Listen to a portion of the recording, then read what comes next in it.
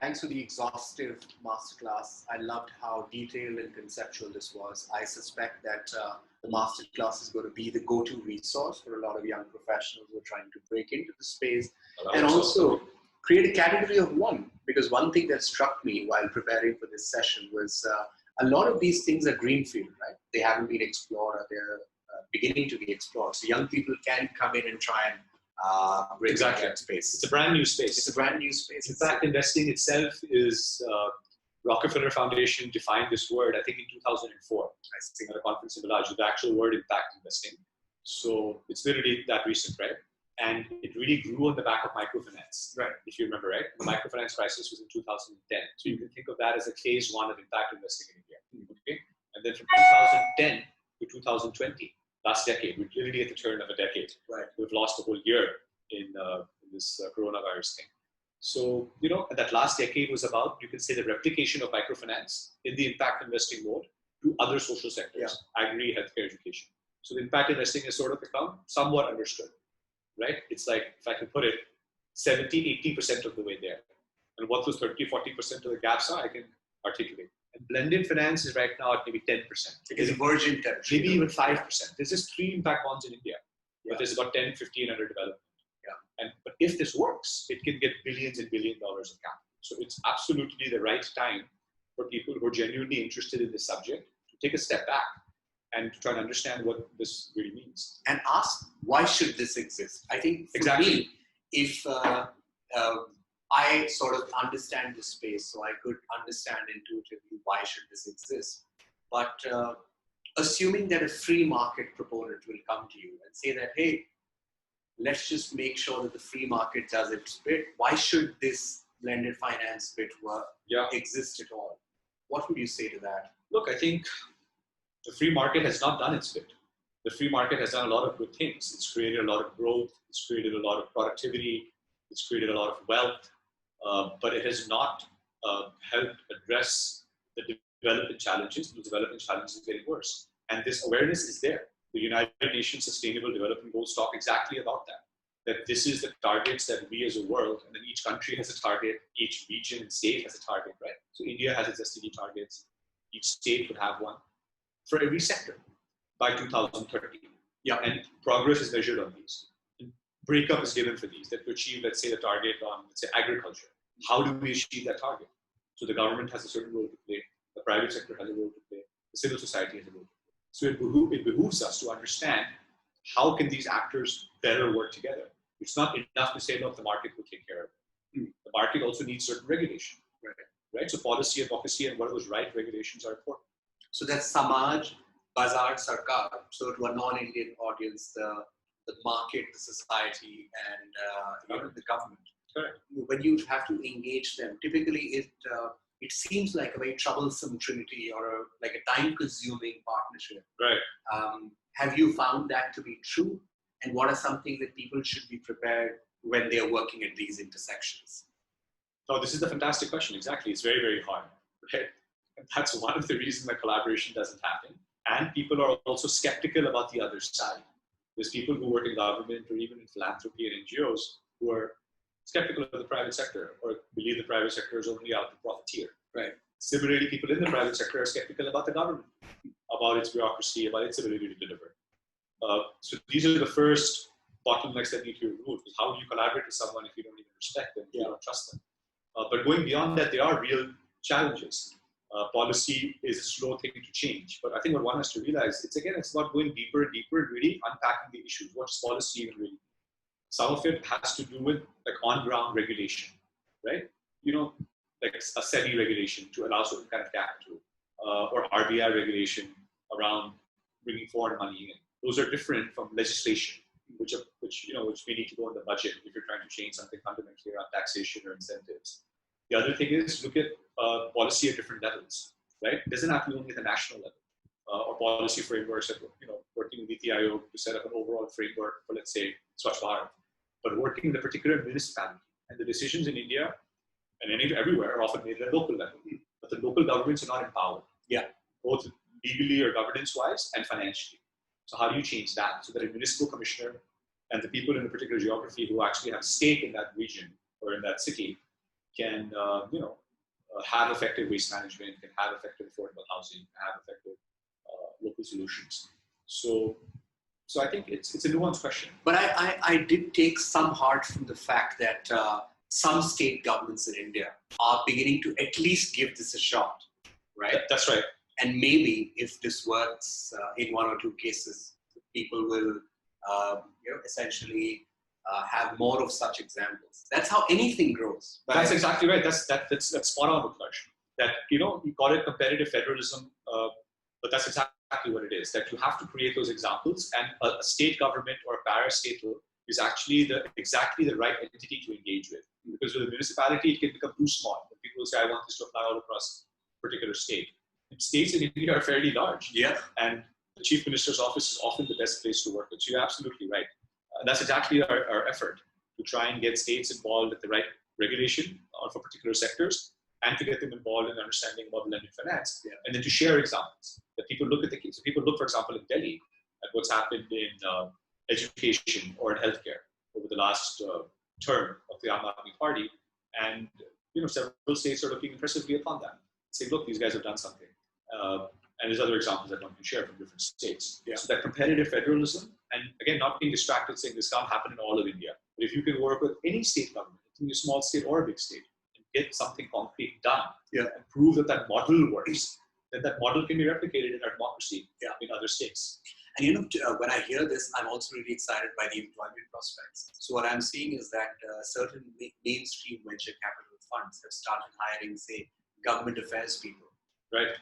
I won't be surprised if impact investing fund or blended finance firms also need like a liaison officer in the government who can get these sort of partnerships with the chief minister's office and stuff done. And young people can create a role for themselves. It's a great point of question. You're actually thinking ahead and making me think of things. Yeah, that's exactly right. That's where we need to go. All large funds, and not just impact funds, guys, but even commercial private equity funds often now have an impact officer. Even large private equity funds, some have officially set up their own impact funds, right? That you would have heard about. But even large private equity funds have the same development finance institutions as LPs, an IFC or one of these large European DFIs. So even they have to report with ESG and SRI, and they're starting to see that if they talk about impact and focus a little bit more on impact, they can get access to new sources of capital. So that's already happening. And this measurement, getting people with more of a social science or an impact experience into traditional commercial organizations. And yes, on the policy engagement side, it's an interesting thought. See, there's a distinction that we should make between lobbying or working with the government to help your own portfolio companies. That's not what we do. What we do is, so we have an investment platform which directly invests in the best social enterprises with other investors, and we do that like any other impact fund, and are very proud of our success rate there.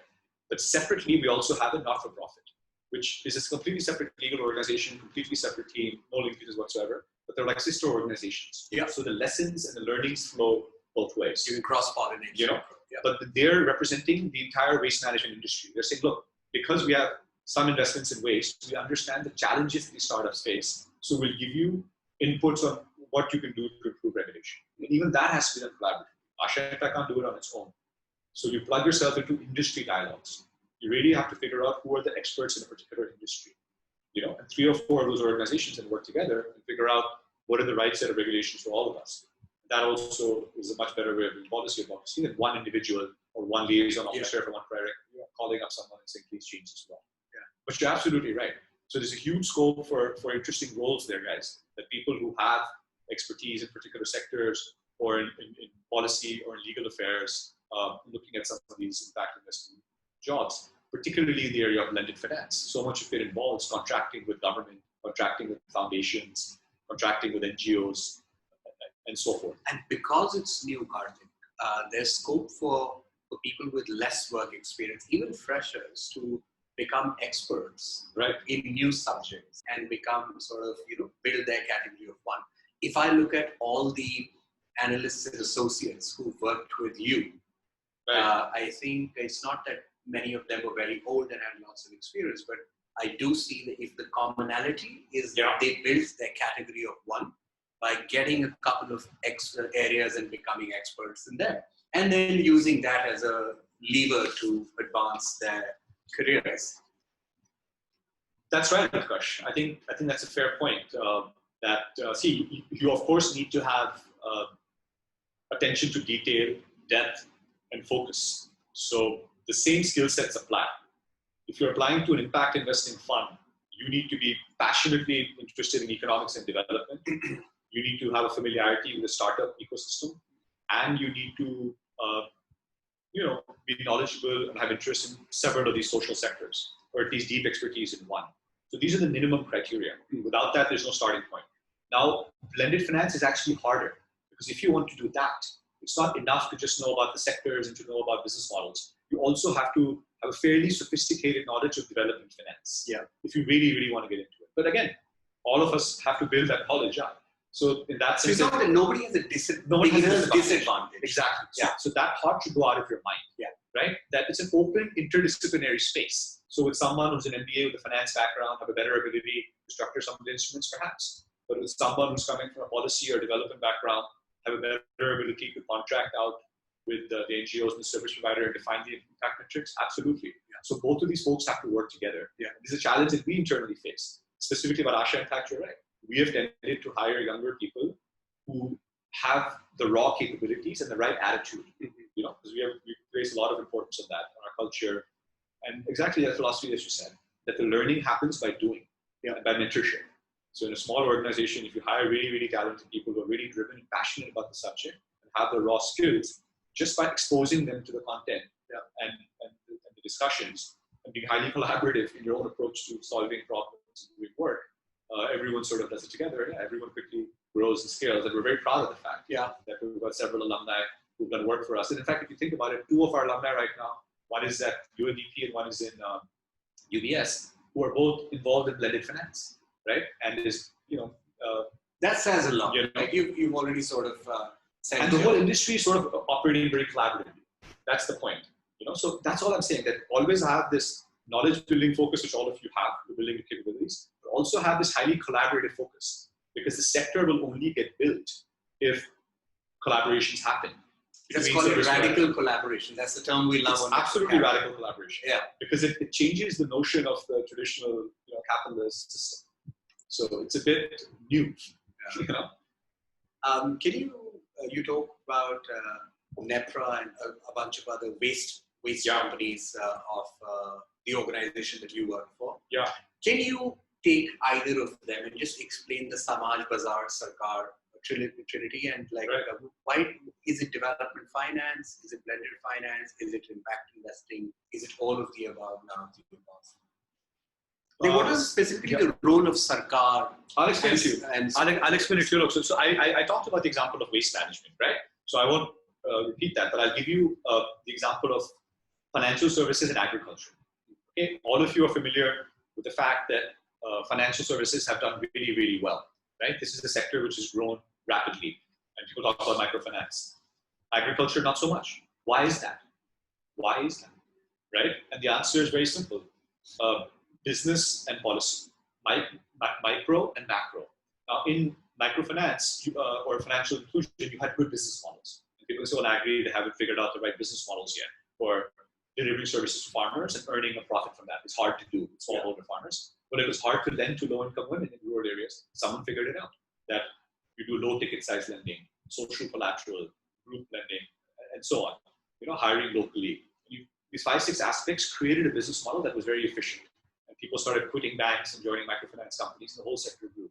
That's not the only reason the microfinance sector grew, guys. Also, the government saw that this sector is doing good, and these entrepreneurs have figured something out. So they changed fundamental laws. Priority sector lending, PSL. Banks were told that now you can lend to the rural poor through MFIs, right? The business correspondence system was set up. People were told that any kirana shop anywhere in India can contract and work with a bank. A credit bureau was set up. They even now more recently, this all happened, several decades ago or a decade or so back. Now people talk about Jan Dhan, Aadhaar, mobile, same thing. So all of these structural things, India is a sophisticated financial system. So that helps financial inclusion for the poor. You got it? So that's what it is. So as an analyst, as someone who cares about success in that area, you have to know what are those policy levers that need to happen for this market to grow. And you have to know what are the right business models so that the companies are successful, so capital comes in. That's how it will happen. Now look at agriculture. Now agriculture is going through a bit of a boom, and a lot of major agricultural policies have been changed, and there's a lot of debate going on that, which we're not going to talk about here today. So exciting times. Is it going to go the microfinance way or not? But up till now, it hasn't. That's the whole point. Because the sector's also learned, right, from some of the missteps of the past. Well, again, let's not get into the details of agri, right? I mean, right now, I'm making a structural point, which is to say that the reason the financial services market has grown is because the policy frameworks were correct and the business models emerged. In agri, or education, or healthcare, every other sector, it hasn't happened because of that. Because both the business models have been challenging. They aren't to be examples of hardcore, agri companies working with smallholder farmers who've made massive returns and grown in scale. It's happening now, right? So investors are like, well, where's the action? And at the same time, all these policy issues, right? Warehousing, the wastage issue, MSP, the APMC Act. There's 100 issues in agriculture. But again, the point is, now you look at what's happening in the last 2 or 3 years and why agriculture is gaining so much prominence. Right? There's a huge amount of investment activity in agriculture now. And a lot of these policy bottlenecks are starting to be addressed. But again, that's a separate discussion. A hashtag on Twitter is ag is back. Yeah, there's a lot of hashtags on Twitter on ag right now, and I think that's worth a separate discussion on network capital. Sure. From the impact investing context, I would highly recommend that. Yeah, that you do a discussion specifically on ag. On ag, yeah. Are there some reasons why one should be skeptical of blended finance or development finance? We always ask this, are there some reasons? Of course, and I mentioned those reasons, right? Which is that it's a challenging market to scale up. There's all these challenges, and it's a bit. I mean, beyond the hard difficulty of collaborating, like something that you haven't mentioned but people should know, or unintended consequences that might come up. There's a lot of unintended consequences. See, it's a difficult space. It's brand new. The industry is just getting started, and these are very, very difficult issues. A lot of this stuff is just starting off. You got it? So it's not by any means a given that it will happen. Sure. You need people to get into it and make it happen. Right? You've just got 2 or 3 impact bonds. So if it stays like that, the industry will just be, not much. But for it to really grow and have a lot of capital flowing, so like I said, think of it as different pillars. There's regulation. There's a lot of key regulatory issues. Let's go one by one. Sorry. Capital is where I see that a lot of people in India have a role to play. Unless you've convinced a bunch of people to pool in the capital. Correct. And there's 2 types of capital. Yeah. There's the risk capital, and then there's the patient capital. No, just think of it as philanthropic capital and commercial capital. Okay. You have the existing philanthropists, the foundations, the Gates foundations and large foundations who give philanthropy. They have to be convinced now to give this philanthropy as outcome funding, not as their typical philanthropy. Yeah. So that's one challenge. The second challenge is risk capital, which is bringing in entirely new people, convincing UHNIs, family offices, impact investors, people like you and me, that, hey, tomorrow let's you and me put our money into this. And you'll be like, well, what is this? So you have to define and shape and create that instrument. So that's the second challenge, creating the risk capital. Third challenge is on the service providers. There's a lot of NGOs in India. Some are effective, some are not so effective. What's the right model for what problem? So it starts with that. So people who can figure out who are the right service providers, who can diligence them, and what are the right metrics? Yeah. What's the right projects to fund? Right? So these are the 3 challenges. And then you match them. You find the right project, you get risk capital to fund that project, and you get an outcome funder to promise the payout. And the 4th challenge is regulation. Yeah. That the government hopefully doesn't stop all of this. Yeah. Is supportive of this. So these are the 4 big sort of challenges. And you laid it out really well. And people can jump into any of these and be aware of the other challenges. All 4 have to be solved. You may solve your challenge of, let's say, risk capital, but if the outcome funding challenges get solved, then the impact one won't get created. Yeah. Last question, Kartik, and I know I don't expect you to be a fortune teller. I don't expect you to know the future. But if you were to take a reasonable guess of where blended finance or impact investing will be by, say, 2030, what's your best guess? Well, I won't put a number on it. But no number. Just paint a scenario. What might it look like? Look, obviously, this is something that I really believe in, right? Like I said, I jumped into the impact investing sector. Technically, before 2004, I worked for Rockefeller Foundation as an intern when I was in college. Right. So basically since 2000, I was familiar with the space. I formally got into it in 2007 or so, right? So I've spent more than a decade like working in this industry, and it still seems fresh and new, right? But in reality, so much has happened. But the reality is impact investing is now clearly here to stay. But it's overlapping substantially with commercial venture capital, and that's not a bad thing because more and more mainstream capital is realizing that this is important. And it's raising some existential issues about impact investing. The industry is becoming much bigger and wider. Earlier, you just had a few sort of classic impact funds. Now you have a lot of different actors in it, domestic, foreign, foundations, commercial. So all of that is to the good. I see a lot of that happening broadly in the blended finance space over the next decade. And the reason I'm so confident of that is simply because not have anything to do with impact investing, but the larger development finance scenario. You know, this SDG targets that the world is looking at, the greater amount of awareness, collaboration that goes on in the world because of technology and communication. Network capital being one example of that. Climate awareness, Me Too movement, and others being other examples. So people are conscious. And of course, the final thing I'll say is coronavirus or COVID is the driver. You know, this black swan event, which has fundamentally changed a lot of people's perceptions. I'm not going to say it's changed the reality. These problems always existed. It's not like coronavirus has created new problems of poverty and deprivation and so on. But it's made us all so deeply aware of them and of the criticality of collaboration. People are like fed up. They're like, enough is enough. Right? Whether it's the political system, whether it's economic issues, whether it's social issues. So they feel that things are like breaking down. And these tools exist. So when someone is shown that, look, there's a solution, you can have collaboration. You know, so the government of India, for example, did not do a very good job, many people say, in responding to the immediate aftermath of COVID. For example, the migrant situation. The civil society did. So governments have taken note of that.